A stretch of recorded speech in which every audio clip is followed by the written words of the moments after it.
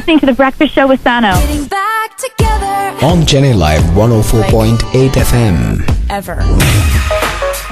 How was the idea of Red conceived? Why is it called Red in the first place?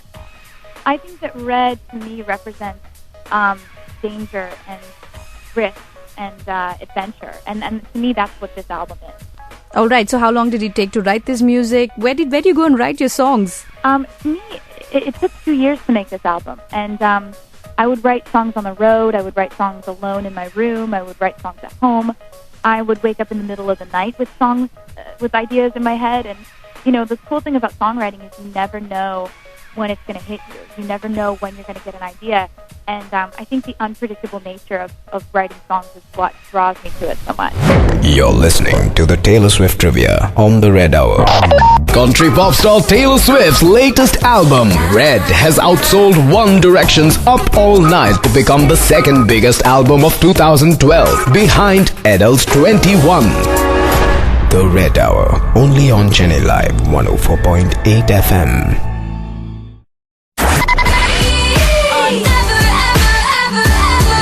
You're listening to The Breakfast Show with SANO. On Chennai Live 104.8 FM. Ever. You were 16 when you had your debut album, and now you're 22. 3 albums, all of them have been an absolute success. Was it too much of pressure for you when it came to Red? There was a lot of pressure when it came to making this album, and I think that's why I wanted to make a different sounding album than I'd ever made before, and take steps outside of the box and work with people like Max Martin and Ed Sheeran and Snow Patrol. And, I think that for me, I really wanted this record to be more unexpected. Right. And for a multi-Grammy Award winner, does it get really annoying when everybody wants to talk about the relationships in reference to your music? Does it get really annoying? I think there's a certain element to that where I just know that that's how people are. People are curious about what's behind the song, what's behind the story, and I get that. So I just kind of tune that part of it out, and I feel like as long as they're paying attention to lyrics, then I'm happy. You're listening to the Taylor Swift Trivia on the Red Hour. Taylor Swift's grandmother, who was an opera singer, was an early influence in the star's musical journey. Later, she was inclined towards the music of Patsy Cline, Dolly Parton, and LeAnn Rimes. The Red Hour, only on Chennai Live 104.8 FM.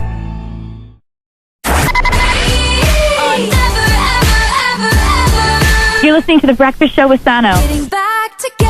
On Chennai Live 104.8 FM. Ever. So you have a lot of collaborations, Ed Sheeran, you were telling us about it. How did that happen?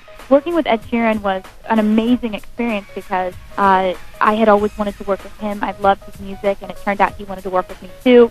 And we became fast friends. We became really good friends immediately as soon as we started writing together.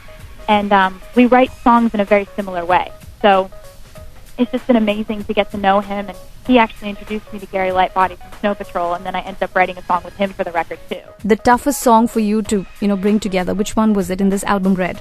I think the hardest song for me to write was a song called All Too Well, and that's a song that I wrote about. It's a story of a relationship from the beginning to the end, and it basically tells the whole story about, how it was so beautiful in the beginning and then how it went so wrong, and it's a really personal story. So it's been amazing to hear that the fans love it so much. It's been a song that lots of fans have mentioned to me just in 1 week of the album being out. Right. And, for someone who's so simple and so grounded, to have fans chase you around the world, how does it feel? It's wonderful to have a lot of fans, and the fact that the album is #1 in 41 countries right now is so crazy. I couldn't be more grateful about that. It's unbelievable. You're listening to the Taylor Swift Trivia on the Red Hour.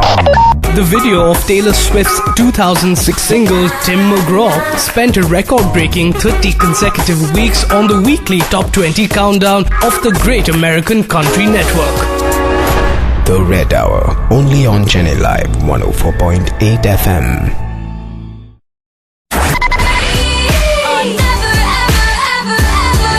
You're listening to The Breakfast Show with SANO. On Chennai Live 104.8 FM. Ever. Right, and here are some of your fans, Taylor Swift, and they're asking you a question. Hi, my name is Mrinalini, and I'm one of your biggest fans. I think you have a really brilliant voice, and you're such an awesome songwriter. I would really love to know if you'd be coming to India to perform in the near future. She's so sweet. I would love to come to India, and I don't know if we're scheduled to come there yet. But, you know, depending on how well the songs do and how well the album does, I would love to come and do a show there. I think it would be so much fun because I've never been. Okay, here's one more Taylor Swift fan for you. I think she's hot. Actually, my favorite song is We Are Never Ever Getting Back Together. I'm sure this was written in memory of some person. And I just want to know who it is because... Taylor? He's very sweet, too. I think that, you know, I'm really happy that he likes the song We Are Never Ever Getting Back Together. And that's a song that I wrote about one of my exes who I had this on and off relationship with. And finally I got to the point where I was just like, I am done. And it was more of a celebration, you know, like finally you're out of a relationship that was bad for you. And so I'm so glad that he likes that song. And hopefully if we come to play in India, people will be singing along at the top of their lungs. Thank you. Bye. Bye. You're listening to the Taylor Swift Trivia on the Red Hour. Taylor Swift used to regularly perform at the famed Bluebird Cafe of Tennessee. It was here that the star was spotted by Scott Borchetta, who signed her on for his new label, Big Machine Records. The Red Hour, only on Chennai Live 104.8 FM.